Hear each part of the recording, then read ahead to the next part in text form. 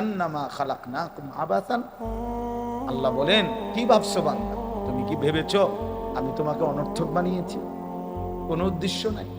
খাইবা, ঘুমাইবা, পেশাব পায়খানা করবা, নারী দেখবা, ছবি দেখবা, মদ খাইবা, জুয়া খেলবা, অশ্লীল উলঙ্গ দৃশ্য দেখবা, মোবাইলের নর্তকী নিয়ে পড়ে থাকবা, খালাস।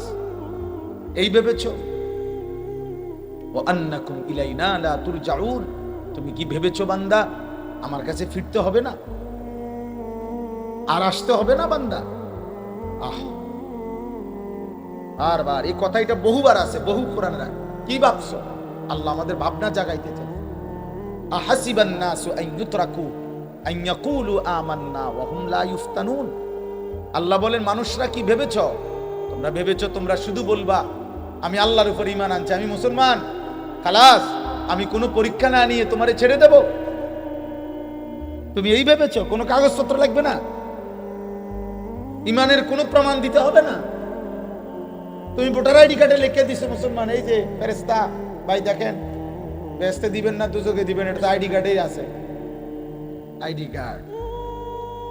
আল্লাহ নিজে বলছে আহাসিবান নাস। আল্লাহ কোরআনে বলছে আয়াহসাবু আল্লান ইয়াকদিরা আলাইহি আহাদ। এই বান্দা, কি ভেবেছো? তুমি কি ভেবেছো যে তোমার উপরে কারো কোনো শক্তি নাই? এত মদ, এত জুয়া, এত সুদ, এত ঘুষ, এত মিথ্যা, এত চুরি, এত ডাকাতি, এত জিনা, এত ব্যভিচার, এত অশ্লীলতা, এত বেহায়াপনা, এত সম্পদ লুণ্ঠন, এত বেহায়াপনা, এত বেপরদিগি, কি ভেবেছ তোমারে কেউ আর ধরবে না? না, আল্লাহ মনে করাইছেন আয়াহসাবু আল্লাম ইয়ারাহু আহাদ। আল্লাহ বলেছেন, ভেবেছে কি বান্দা যে তাকে কেউ দেখে না? কি ভাবছো বান্দা? তোমাকে কেউ দেখে না? তোমার উপরে কারো শক্তি নাই? বলেন না, কারো শক্তি নাই? কেউ আমাদেরকে দেখে না? আমাদেরকে অনর্থক সৃষ্টি করেছেন আল্লাহ, আমাদেরকে কোথাও ফিরতে হবে না। আল্লাহ কোরআনে বলছে আম হাসিবতুম আন তাদখুলুল জান্নাহ ওয়ালাম্মা ইয়ালামিল্লাহুল্লাযীনা জাহাদু মিনকুম ওয়া ইয়ালামাস সাবিরিন। আল্লাহ বলেছেন, তোমরা কি ভেবেছো তোমরা জান্নাতে চলে যাবা? অথচ আমি তো এখনো দেখিই নাই তোমাদের মধ্য থেকে কে কে ঈমানের দাবি নিয়ে আমি আল্লাহর পথে জিহাদ করলা, যুদ্ধ করলা, জান বিলাইলা। এখনো তো আমি দেখি নাই সবর, গুনাহ থেকে ছাড়ার ক্ষেত্রে, আমার হুকুম মানার ক্ষেত্রে কে কে সবর করেছ, মজবুতির সাথে, ধৈর্যের সাথে আমার হুকুমের উপরে কে টিকে ছিলা, এটা তো আমি এখনো দেখলামই না। বেহেশতে ঢুকে লাইবা তোমার মামুর বাড়ি, বেহেশত তোমার আব্বার শ্বশুর বাড়ি।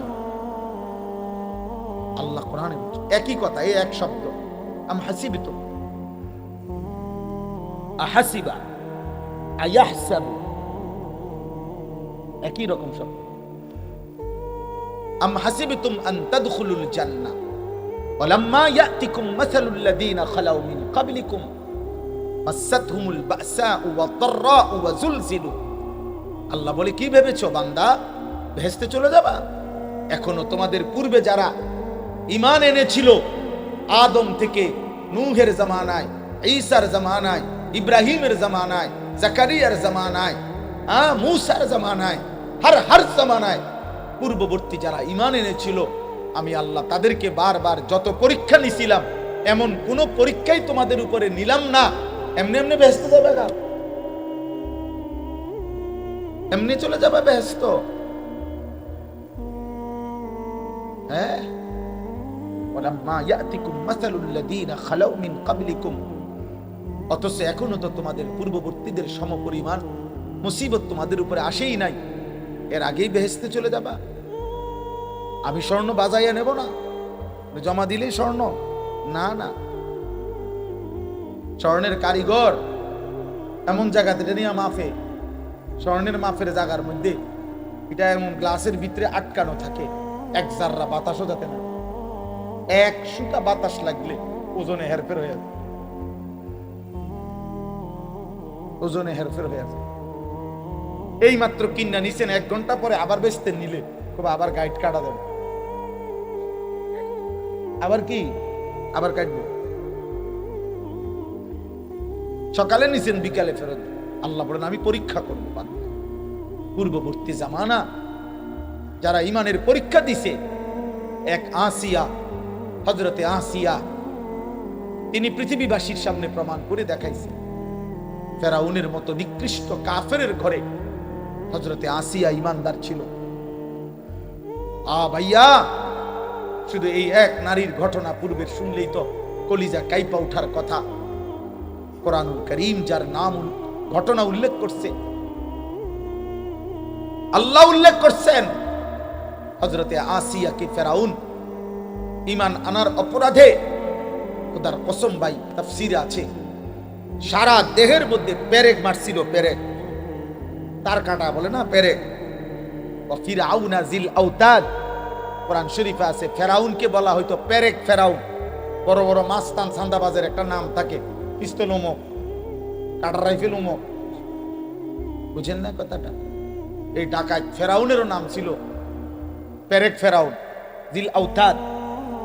পরে বলতো পেরেক ফেরাউন, মানে যে চূড়ান্ত কাউকে শাস্তি দিতে চাইলে পেরেক মারতো, পেরেক সারা শরীরে।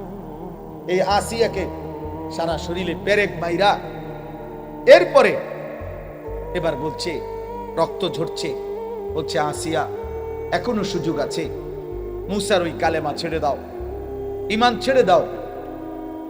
হযরতে আসিয়া বলছে ফেরাউন, তোমার মতো বাদশাহ 1000 বার ছেড়ে দেওয়া যায়, রাজপ্রাসাদ ছেড়ে দিলাম, রাজরানীর মর্যাদা ছেড়ে দিলাম, কিন্তু ফেরাউন তুমি জানো না কলিজায় যে ঈমান জমা, রবের প্রতি যে বিশ্বাস জমেছে, ঈমান ছাড়া যায় না,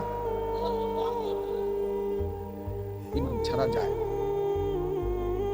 তাফসীরের মধ্যে আছে ফেরাউন বলছে তার সৈন্য সামন্তকে, আসিয়াকে জীবন্ত জবাই না করে এই অবস্থাতেই ছাগলের চামড়া, গরুর চামড়া যেমন ছিল এরকম চামড়া ছিল, জীবন্ত আসিয়ার শরীর থেকে চামড়া খুলতে শুরু করো।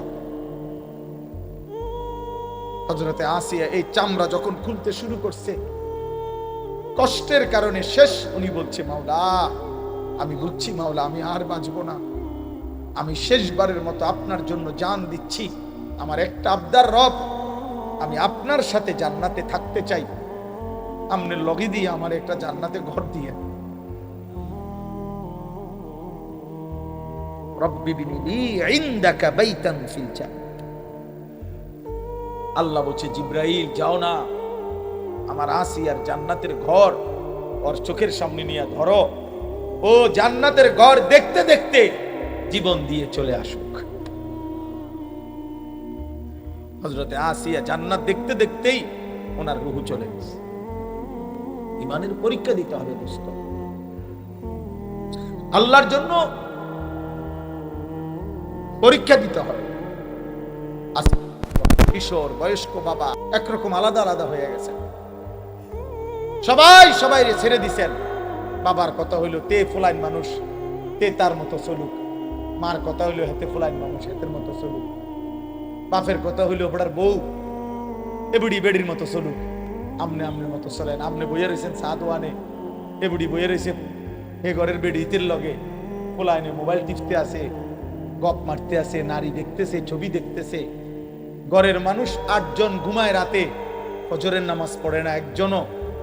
ঘরের মানুষ 8 জন কোরআন পড়তে পারে না একজনও। হায় মুসলমান, এটা মুসলমানের ঘর কেমন? এটা ইমানদারদের ঘর কেমনে? এই ফ্যামিলিতে রাত্রে ঘুমাইলো 8 জন মানুষ, ফজরের নামাজ পড়লো কয়? ছেলে মেয়ে জিফুত মিলাইয়া এই 6 জন 8 জন 10 জন কোরআন পড়তে পারে কয়জন? মেয়েটাকে আল্লাহর কোরআন থেকে বঞ্চিত করলেন কেন? ছেলেটাকে আল্লাহর কোরআন থেকে বঞ্চিত করলেন কেন?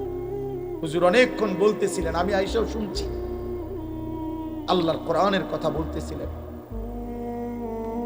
কোরআন বঞ্চিত যে করেছে, যে বাবা যে মা, খোদার কসম তার ছেলে কিংবা মেয়েকে আল্লাহ চিনায় নাই, কোরআন চিনায় নাই, সেজদা চিনায় নাই, গোলামি চিনায় নাই, রব্বে কাবার কসম, আপনি বাবা আপনি মা আখিরাতে আল্লাহর সামনে কি জবাব দিবেন তার জন্য রেডি থাকেন। বিল্ডিং এর হিসাব নিয়ে যাইয়েন, প্রত্যেকে কবরে পুরা বিল্ডিং এর সিমেন্ট কত, বালু কত দূর, এরপরে মিস্ত্রি খরচ কত, সেন্টারিং এর বাঁশ আর কাঠ খরচ কত গেছে, এটি হিসাব নিয়েন। আল্লাহ জিভুতের লাগিয়াই করছি, এই যে 300 বস্তা সিমেন্ট, মোট 6 টন রড, এরপরে দিয়া বালু 30 গাড়ি, সিলেকশন বালু 2 গাড়ি, এই যে ভূতের লাগে এডি করছি। আল্লাহ পাবে, আল্লাহ বলবে ফেরেশতার ওরে ফিট, কতক্ষণ ফিট চালা টাঙ্গাই পরে যাও পেট তারে খুজুহু ফাগুল্লু। কোরআন শরীফের আয়াত, মস্কারি করে কইছি মনে করছেন না? খুজুহু ফাগুল্লু, আল্লাহ বলবে এই ফেরেশতা নাফরমানকে ধর, তারে ধর, ফাগুল্লুহু তারে বেঁধে ফেল, বাঁধে, টাইট করে বাঁধে। ফেরেশতা বাঁধ দিবে, আল্লাহ বলবে এবার, ফেরেশতা বলবে আমরা এখন কি করব? সুম্মাল জাহিমা সাল্লু, ওরে একটা লাথি মাইরা জাহান্নামে মার, ভালা মার, লাথি মার, এক লাথির লগে যাতে জাহান্নামে গিয়া পড়ে, মার, ছুঁড়ে মার, মার, উড়া মারবি, উড়া, পায়ে হাঁটতে যাইতে দিবি না। সুম্মাল জাহিমা সাল্লু অর্থ কি? পালা দিতে, ওরে মার, ফালা ফালা, লাথি দে, লাথি দে। কোরআন শরীফের ডাইরেক্ট শুধু তরজমা, সুম্মা ফি সিলসিলাতিন যারউহা ৭০ যিরাআন ফাসলুকুহু। এটা ভয়ঙ্কর কথা। এবার যখন জাহান্নামে ফেলবে, আল্লাহ বলবে ফেরেশতাদেরকে, জাহান্নামের, আমার জাহান্নামের ফেরেশতা, এবার এই নাফরমান পাপী, এই হারামখোর, এই মুশরিক, এই মুনাফিক, এই বেঈমান, এই কাপুরুষ আমারে একটা সেজদা দেয় নাই। পরে আমি এত বড় কায়নাত দিয়ে, আমি রব্বুল আলামিন, আমি এত বড় আসমান দিয়ে ওরে সাজাইছি, জমিন দিছি, আমি প্রতিদিন সূর্য উঠাইতাম, আমি প্রতিদিন চাঁদ উঠাইতাম, ওরে এক লোকমা লোকমা খাবার দেওয়ার জন্য আমি এত বড় আসমানটা কাজে লাগাইছি, এত বড় সূর্যটা কাজে লাগাইছি, আমার রোদ, আমার বৃষ্টি, আমার আলো, আমার বাতাস, আমার দিন, আমার রাত, আমার আসমান, আমার জমিন, আমার পাহাড়, আমার নদী, আমার ফুল, আমার ফসল, আমার পানি, আমার খাবার, আমার হাত, আমার চোখ, আমার নাক, আমার কান, এত কিছুর বিনিময়ে আমি ওরে সারাটা দিন লালন পালন করতাম। ও আমারে একটা সেজদা দেয় নাই, ও আমারে একটা সেজদা দেয় নাই। আল্লাহ বলবে ফেরেশতা ওরে ৭০ হাত লম্বা আগুনের শিকল দিয়া এর গলার মধ্যে লাগা, এবার ফাসলুকুহু, কুত্তার মতো, কুত্তার মতো ওরে পুরা জাহান্নামে ঘুরা। ফাসলুকুহু অর্থ হইল ৭০ হাত আগুনের শিকল দিয়ে বেঁধে এবার ঘুরাও কুত্তার মতো। বাকি জাহান্নামীদের সাথে পরিচয় করিয়ে দাও, ওর অপরাধগুলো কি কি বলে দাও। আপনাদেরই এক ভাই, হে জাহান্নামবাসী, উনিও আপনাদের মতো চোর আছিল, আপনারা ওনাকে গ্রহণ করে নেন। উনি আপনাদের মতো সুদখোর আছিল, উনি আপনাদের মতো মুশরিক ছিল, আপনারা ওনাকে নেন, রিসিভ করেন, রিসিভ করেন ওনাকে।